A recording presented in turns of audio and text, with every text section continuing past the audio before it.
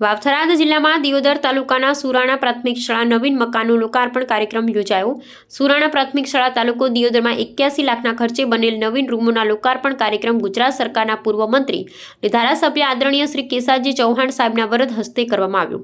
આ પ્રસંગે ગામના સરપંચ શ્રી રઘુરામભાઈ જોશી, પૂર્વ સરપંચ શ્રી મણિલાલભાઈ જોશી, તાલુકા પ્રાથમિક શિક્ષણ અધિકારી શ્રી પ્રકાશભાઈ વણકર સાહેબ, તાલુકા બીઆરસી શ્રીમતી અંજુબેન ચૌધરી, ડેપ્યુટી સરપંચ ભરતભાઈ, યુવા ભાજપ પ્રમુખ ભરતભાઈ જોશી, સીઆરસી શ્રી કરશનભાઈ રાજપૂત, વીरेन्द्रसिंह झाला, एसएमसी अध्यक्ष विष्णुभाई, जीवनभाई जोशी, श्रीरामभाई जोशी તેમજ બહોળી સંખ્યામાં ગ્રામજનો, પંચાયતના સદસ્યશ્રીઓ ઉપસ્થિત રહ્યા હતા। શાળાના આચાર્ય શ્રી રાજુભાઈ જોશી, તમામ સ્ટાફ ખૂબ જ ઉત્સાહી અને મહેનતુ હોવાથી તાલુકામાં પ્રથમ હરોળની શાળા છે। શાળાનું કેમ્પસ અતિ રમણીય છે, વિશાળ મેદાન, તેની ચારે બાજુ વૃક્ષ અને વનરાજી છવાયેલી છે।